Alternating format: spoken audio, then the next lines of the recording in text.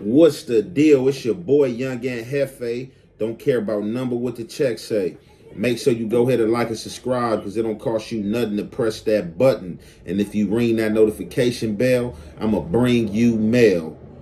What's the good old big deal with the good people? It's Hot Topics with your boy Young and Hefe.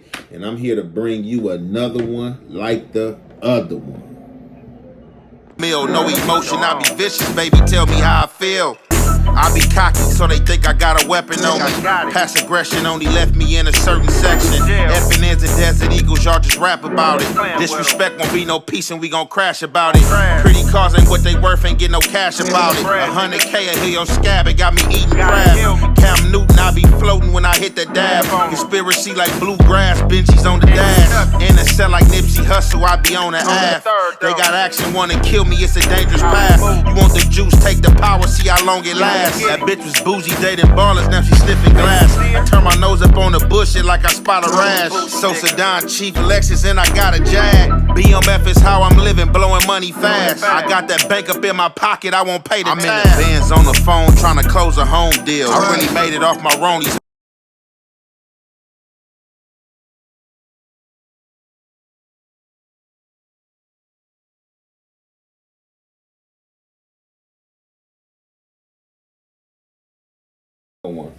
So, today part of Hot Topics is pertaining to the Crips and or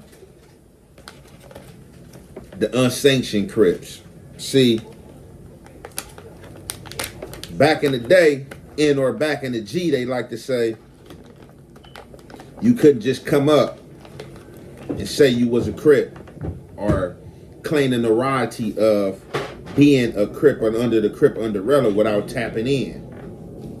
So now today, a lot of these cliques, they just automatically give themselves the Crip card. You know what I'm saying? Without calling in some who's thoughtful, like to keep it honorable in certain perspectives and how they moving and to give they sets in or sector some identity.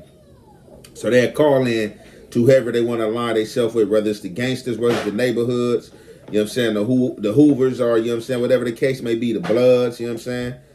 So, back in the days, a lot of guys was hustlers, players, pimps, and things and whatnot like that, you know what I'm saying? And then later on, you know what I'm saying, pertaining to what hood they was close to in or cool with, or had an alliance to, or push down on them with that get down and lay down mentality. We Cripping the dying over here, or we blooding the dying over here, you know what I'm saying, or this Hoover turf, you know what I'm saying, they had to get with the program. Now today, as I've already said, dudes just come with that Cripping, like, man, hey, we front block hustler Crip, you know what I'm saying, you know what I'm saying, we sky, you know what I'm saying, we sky blue, you know what I'm saying, block Crip, you know what I'm saying, all type of crazy names. So, however, I don't want to hold y'all long. I'm going to go ahead and fill y'all in on this segment. So, I was Googling a few things earlier and had ran across this. When I seen Crip, you know what I'm saying, it piqued my eyes. So, I had to tap in to see what was going on. I look up Crip gang members sought revenge for meth being stolen. So now I had to really tap in because we know what headache the meth has been out here on these streets, man. That meth has been a real headache, been dragging people under, taking some good people down, people that was lokes, people that was dogs, you know what I'm saying, reputable cats, you feel me, good, genuine cats, they ain't got a hit of that meth bubble. It took them under, you know what I'm saying? I've seen them act out, you feel me? Some people be acting out like they off that spice, you feel me? Like they off that spiggity, you know what I'm saying? That Tunchi turn up that they off in them prison zone. So, however, I do my research on this Crip thing and kind of find out it's a guy named Singh. So when I see the name, I'm like, Singh, all right, let me read a little bit more, you know what I'm saying? Come to find out, I look at the little town. This is in Wayland, New Zealand. So I'm going to go ahead and drop the mug shop you know what I'm saying, a few things from the article I braced, and y'all already know, man, it's the halfway and the half effect. We gonna commentate.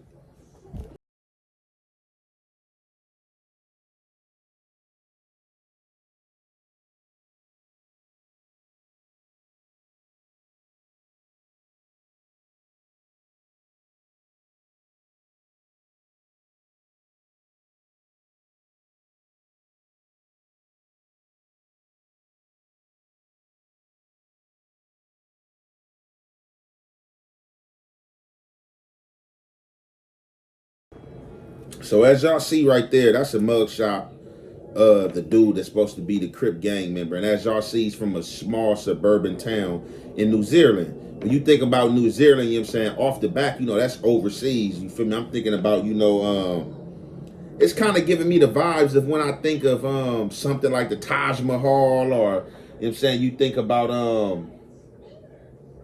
a vacation, you know what I'm saying, with these resorts, you know what I'm saying, there's pretty water, there's good sand, and things whatnot like that. Y'all know the vibes, you know what I'm saying, that if you don't know about New Zealand, when you hear New Zealand, like New Zealand. So, however, gangs is real out there, y'all already know, you know what I'm saying.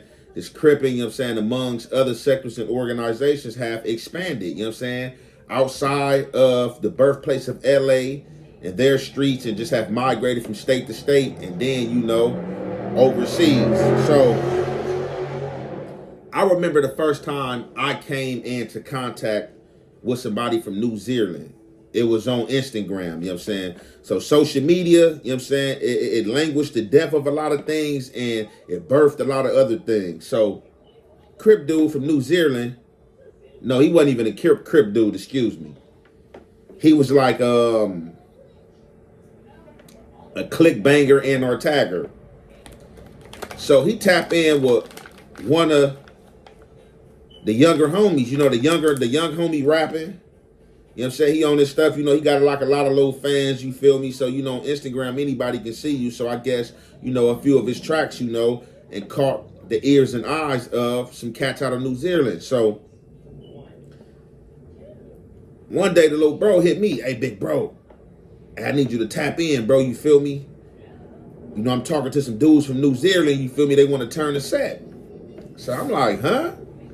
Like, bro, what are you talking about? He like, yeah, man, some dudes from New Zealand, bro. He got like 200 members with him. They already from a gang, but, you know, they not Crips or Bloods and nothing like that, but they want to turn the set. You know, can I FaceTime him and put him on time with you, you feel me, so we can holler at him? So I'm like, man, how you know these people not the police or who this person is, bro? You can't just be, you know what I'm saying, because somebody telling you they a fan and tapping in with you and telling you that they in awe, you know what I'm saying, with the set, that they trying to become a part of this. Like, bro, you know what I'm saying, how did he know about the set? You feel me? What do he know about the set? How did he find out about the set?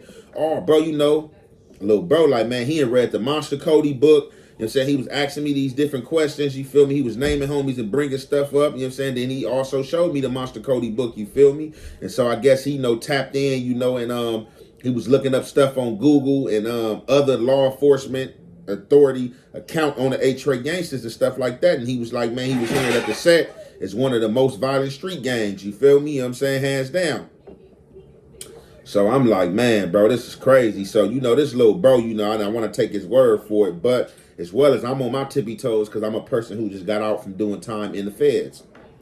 So I allow my little bro to call the dude on three-way. When I see the dude, okay, I'm looking at him, okay, he don't really look like no police, but looks can be deceiving in or undercover, but an undercover is undercover, you know what I'm saying? But, you know, we still feel like we got the magical powers to sniff these type of people out in law enforcement.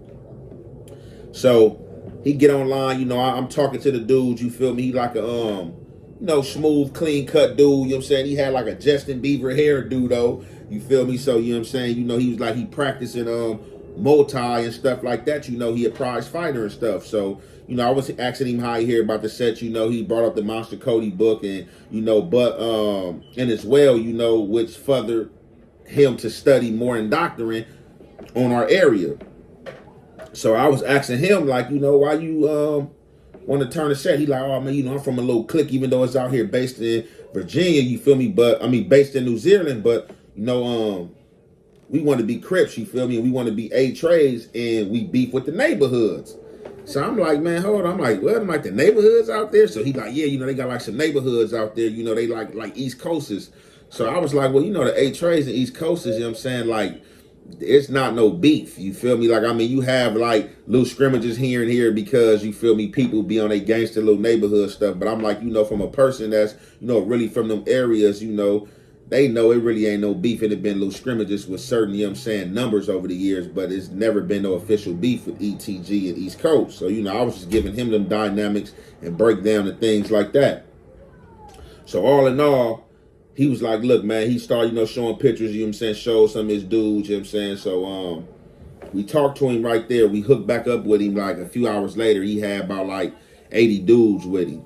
And he like, man, it's more of this. Like I told you, I got 200 members, man. We want to merge as A-Tray. So, man, I was like, hey, look, bro, we going to see what we can do, bro. We going to tap in, with some folks and some fellas. And we going to see what you can do, man. I ain't trying to get caught up in that. I ain't sanctions and nothing. I can't sanctions nothing.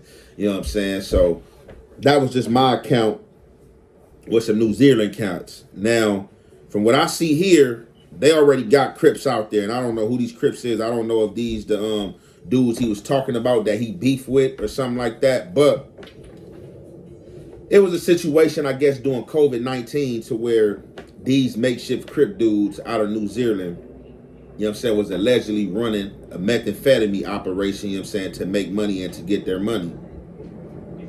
During this operation, I don't know what's the female person, what's her relations to this alleged Crip dude that was selling meth, but she was able to get inside his house and rob him. And I know for sure, as I put these statements up there from the news article about a New Zealand, that words that was allegedly spoken from him, he said that he was just basically selling meth, to feed his family and do stuff like that. So, however, oh yeah, and he also said it was like to a degree personal use. Then I know when we get in that gelling in them federal systems, we say that we was users and we was on the meth. We was using it and selling it, you feel me, to basically take care of habit. You know what I'm saying? And, some people do, but, for the other ones that's too strong and just, trying to get our hustle on the trap, those are the loopholes that we use to get lesser time, to get up out of that jail quick, fast, in a hurry, you feel me? Without telling on nobody.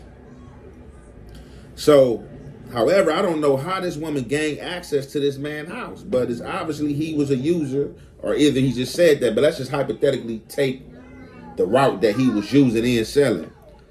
So, he was giving them teeners out and giving some testers out to freak. It's a freaky drug, from my understanding. People like to stay up off of it. They like to freak off of it. So, somehow, some way, this must have been somebody he in freak with, you feel me? Sexual escapade, whether it was some head, whether he got the whole 9 yards, you feel me? All 3 holes, or just either 2, or 1. She gained access to the house, hitting for the meth. Somehow, some way down the line, he find out that his meth was stolen.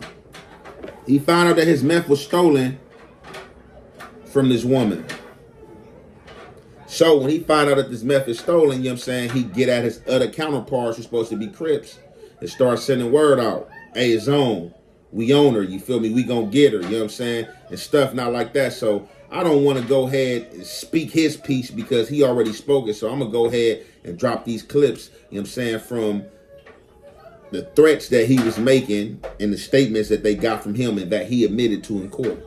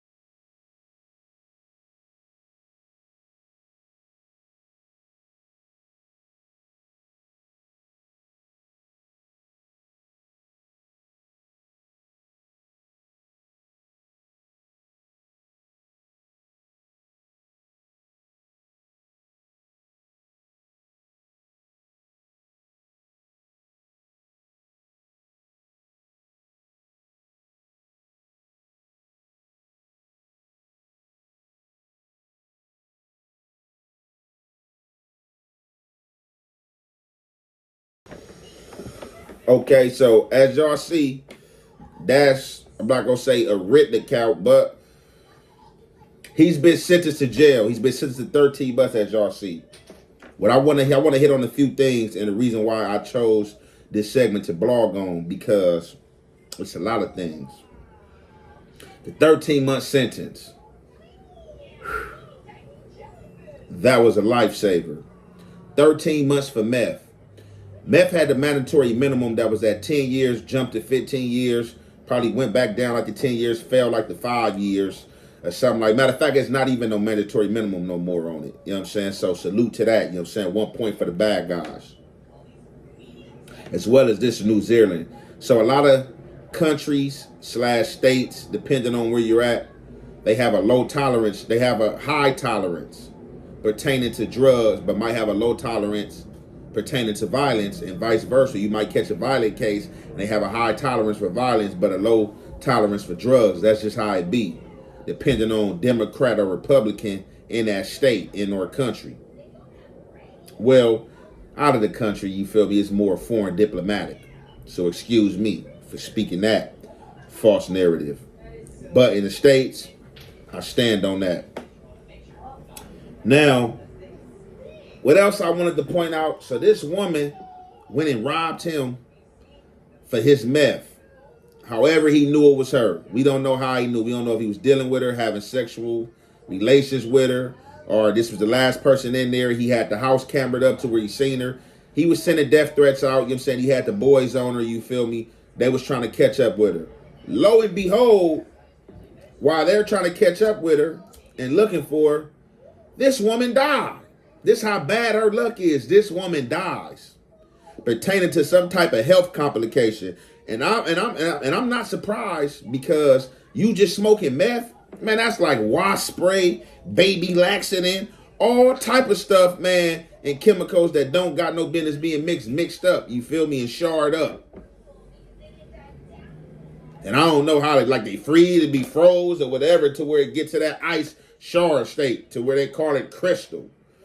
But this woman luck was just bad, or either she knew she was going out on her deathbed, man. She stole from them, stayed on the run, and died. So, however, the police got this information. They got all this information, got these death threats and stuff like that, indicted this dude. He only got 13 months doing his sentencing and stuff like that. You know, you have a chance to speak and apologize to the courts and or the victims and stuff like that. And you know, a lot of people be being being apologetic and or want to apologize and speak their piece, hoping that the judge show leniency. So he got on the stand and said all the good stuff. Oh man, you know, I was just doing it, you know, to feed my family. And you know, man, I see the harm it caused, and you feel me, I see that it had me moving with the wrong people and was putting me around the wrong people and had me in the wrong crowd and this and that, man. Hell, man, you talking about you with this cripping, man. This is just a drug case. So now what I wanted to point out pertaining to this be them situations you have to watch out for, or you would get put in an entanglement.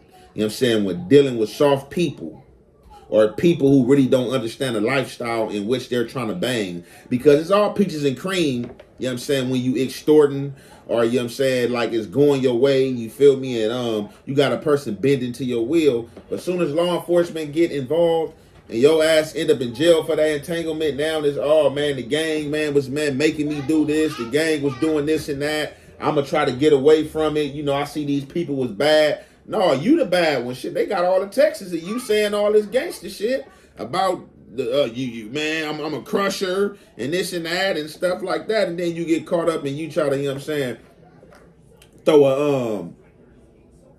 a curveball, you feel me, and hoping that the court show you leniency. And boy, you lucky they showed you a whole lot of leniency.